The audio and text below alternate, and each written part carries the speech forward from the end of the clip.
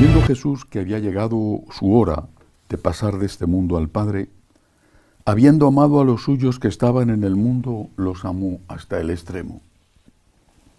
Estaban cenando. Ya el diablo había suscitado en el corazón de Judas, hijo de Simón Iscariote, la intención de entregarlo, y Jesús, sabiendo que el Padre había puesto todo en sus manos, que venía de Dios y a Dios volvía, se levanta de la cena, se quita el manto, y tomando una toalla se la ciñe. Luego echa agua en la jofaina y se pone a lavarles los pies a los discípulos, secándoselos con la toalla que se había ceñido. Llegó a Simón Pedro y éste le dice: Señor, ¿lavarme los pies tú a mí? Jesús le replicó: lo que yo hago tú no lo entiendes ahora, pero lo comprenderás más tarde. Pedro le dice: no me lavarás los pies jamás. Jesús le contestó: si no te lavo, no tienes parte conmigo. Simón Pedro le dice: Señor, no solo los pies, sino también las manos y la cabeza. Jesús le dice: uno que se ha bañado no necesita lavarse más que los pies, porque todo él está limpio. También vosotros que estáis limpios, aunque no todos. Porque sabía quién lo iba a entregar. Por eso dijo: no todos estáis limpios. Cuando acabó de lavarles los pies, tomó el manto, se lo puso otra vez y les dijo: ¿comprendéis lo que he hecho con vosotros? Vosotros me llamáis el Maestro y el Señor, y decís bien, porque lo soy. Pues si yo, el Maestro y el Señor, os he lavado los pies, también vosotros debéis lavaros los pies unos a otros. Os he dado ejemplo para que lo que yo he hecho con vosotros, vosotros también lo hagáis. Palabra del Señor. Gloria a ti, Señor Jesús. Es Jueves Santo.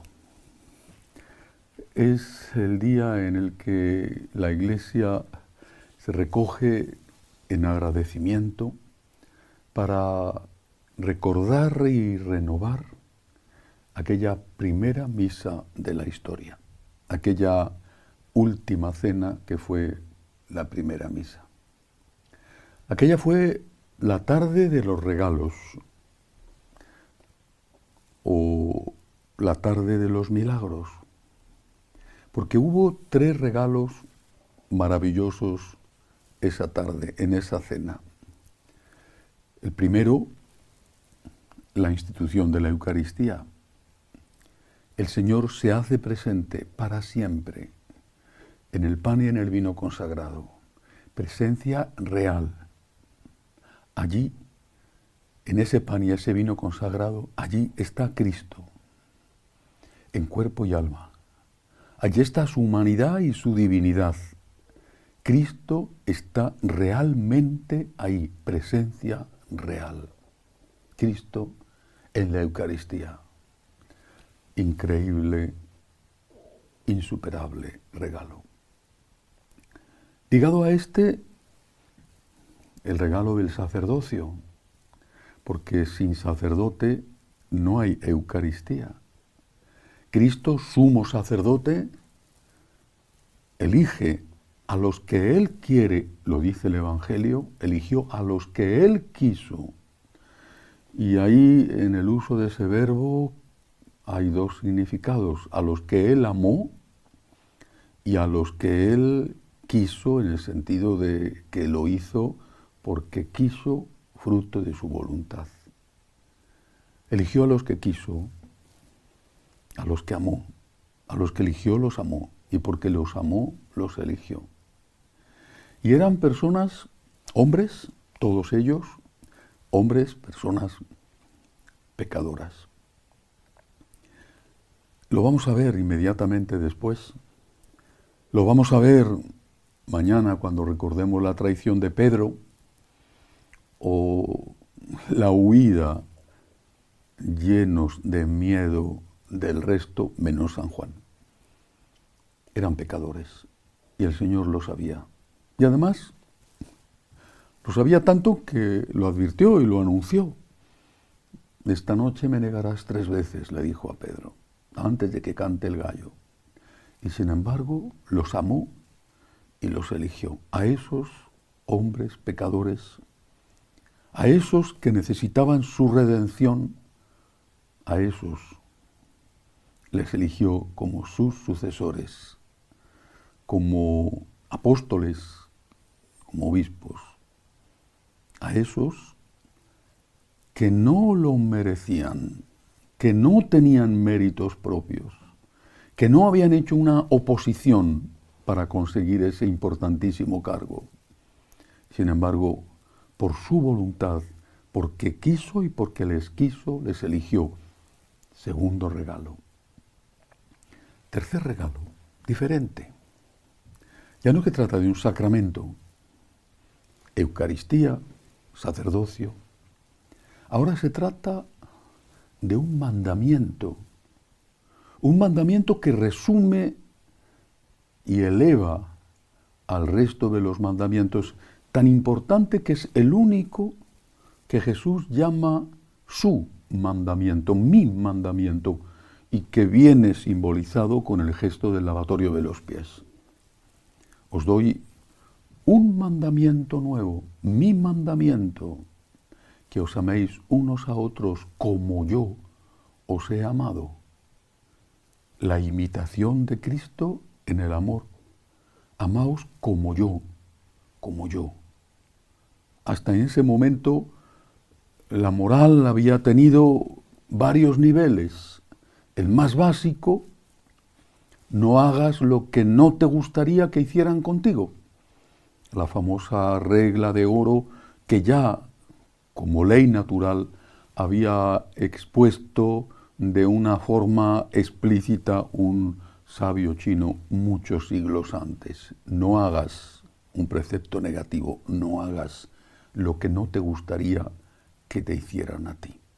Y que de alguna manera es desarrollada por Moisés de forma inspirada en los 10 mandamientos. No mates, no robes, no mientas. ¿A ti te gustaría que mataran a un hijo tuyo? ¿A ti te gustaría que te robaran? ¿A ti te gustaría que te engañaran, que te calumniaran? No hagas lo que no te gustaría que te hicieran a ti. Después vino un paso más allá que también da Jesús. Haz lo que sí que te gustaría que te hicieran.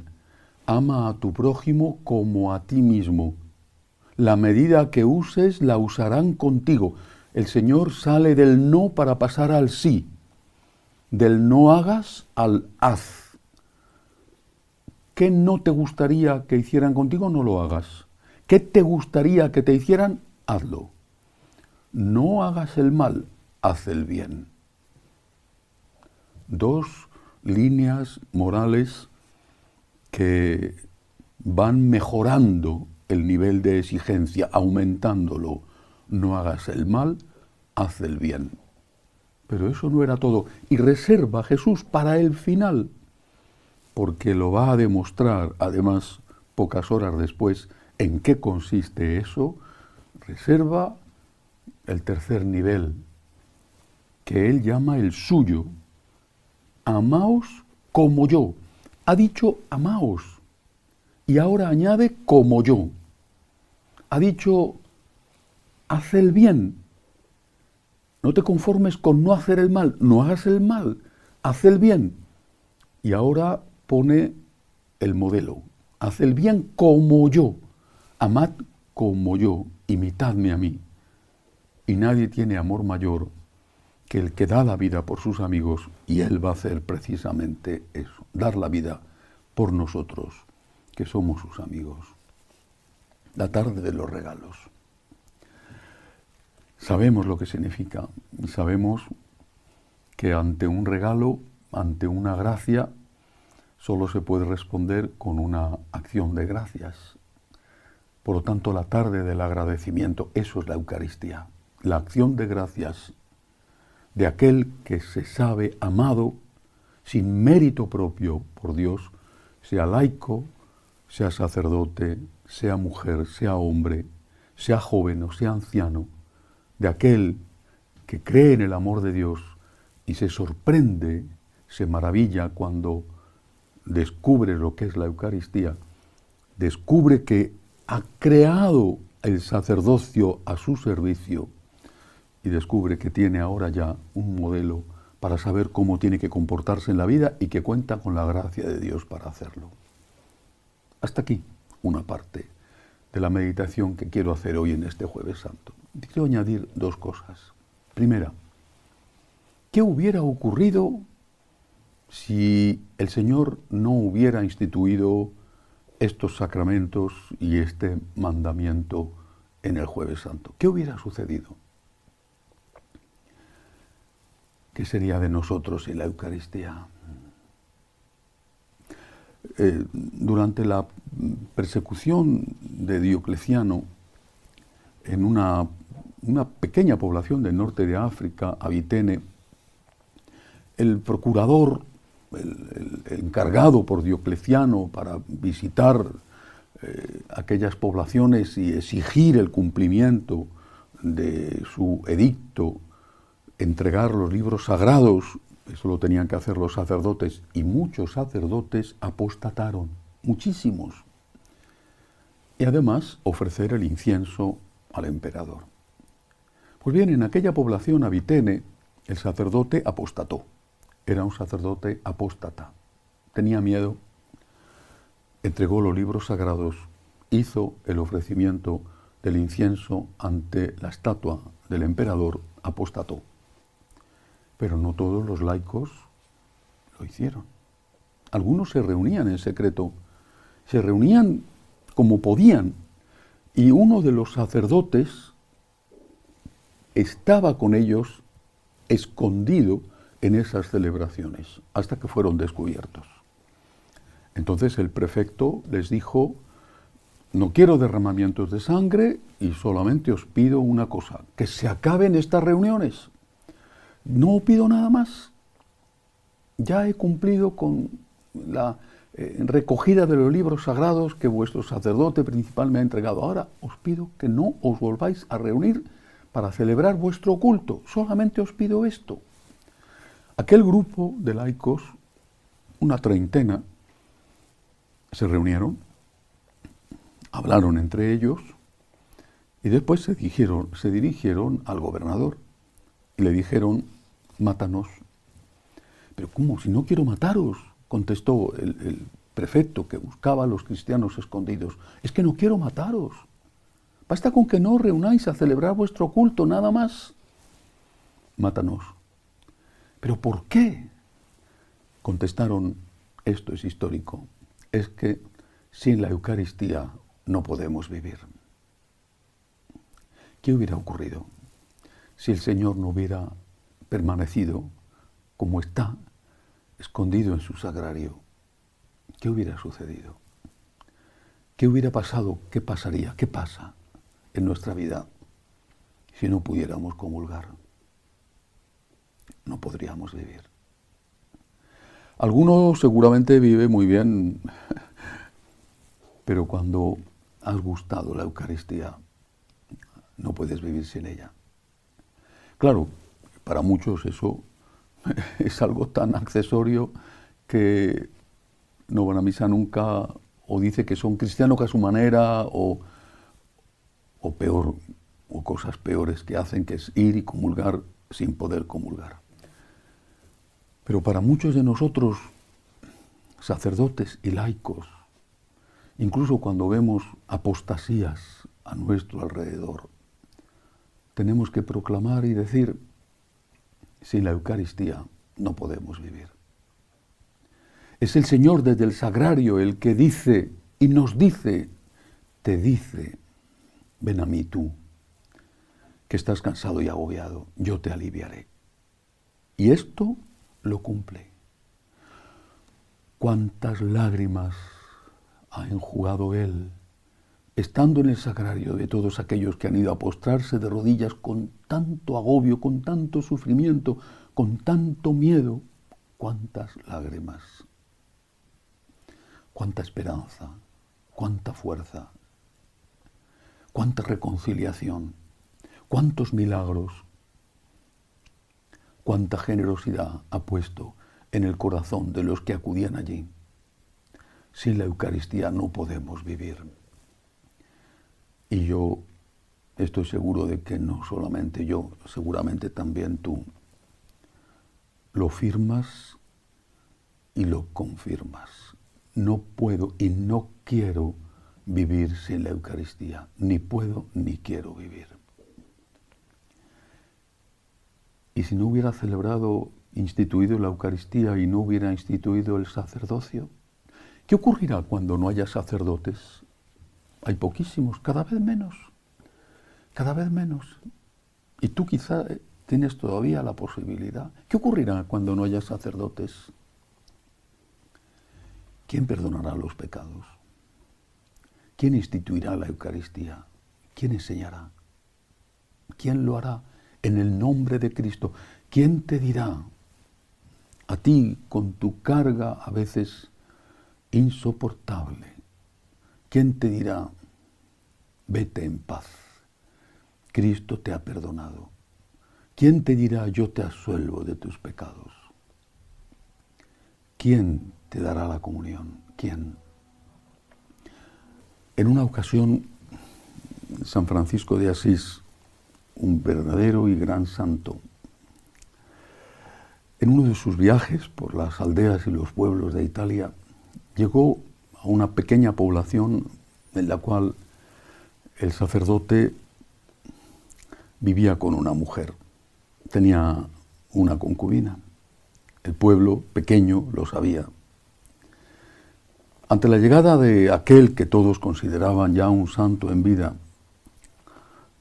fueron a buscar a aquel mal sacerdote y lo arrojaron al suelo delante de San Francisco.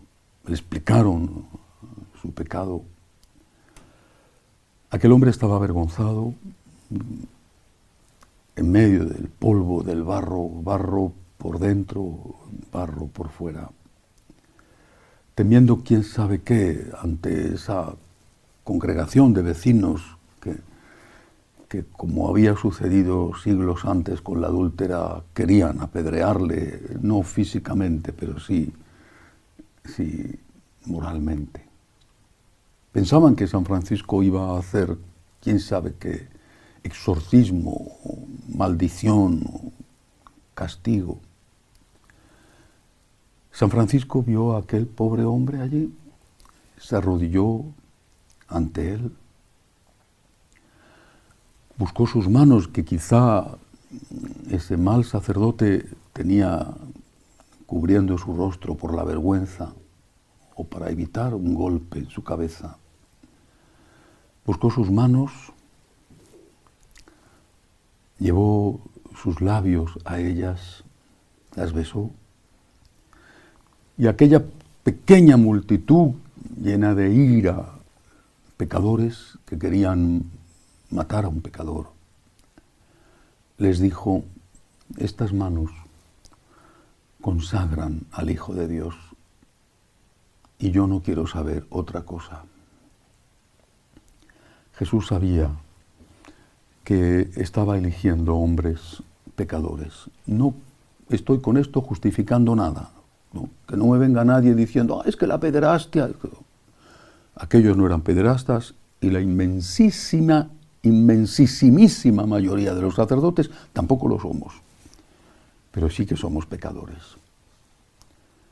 Y Jesús lo sabía y sin embargo les eligió. ¿Qué hubiera sucedido si no los hubiera elegido? ¿Y qué hubiera sucedido si el Señor no nos hubiera dado el ejemplo del lavatorio de los pies, no nos hubiera dado el mandamiento nuevo, el modelo? Tenemos un director espiritual, Jesús, que nos dice en cada caso, ¿qué crees que haría yo si estuviera en tu lugar? ¿Te planteas dar una limosna? ¿Qué haría yo si estuviera en tu lugar? ¿Daría la limosna o no la daría? ¿Te planteas perdonar a alguien? ¿Qué haría yo? ¿Perdonar o no perdonar? ¿Te planteas estar al lado del que sufre? ¿Defender la verdad? ¿Defender la justicia? ¿Qué haría yo? ¿Qué haría yo? ¿Y cómo lo haría yo? Si no hubiera habido Eucaristía, no podríamos vivir. Si no hubiera sacerdocio, no tendríamos el perdón de los pecados ni la Eucaristía. Y si no tuviéramos el ejemplo de Cristo que amó hasta dar la vida, no sabríamos hasta dónde tenemos que llegar en el amor en muchos momentos en que nuestra conciencia no está clara sino llena de oscuridad. Pero esa es una parte de lo que quiero decir. ¿Qué habría sucedido si el Señor no hubiera dado estos 3 regalos, no hubiera hecho estos milagros en aquella tarde? Hay otra cosa que quiero decir. Cuando empezamos la Cuaresma, lo hice con la frase de Santo Tomás: vamos a Jerusalén a morir con Él. Estamos a punto de terminar, mañana Viernes Santo. Acabaremos esta etapa. Hasta la Pascua, el Domingo de Gloria, se prolonga con el silencio del Sábado Santo. Pero esta noche del Jueves Santo ocurrió algo. Pedro le dice: mi vida daré por ti, mi vida daré por ti. Lo dice convencido y en serio. Y Jesús le dice: ¿darás tu vida por mí? Esta noche me vas a negar 3 veces.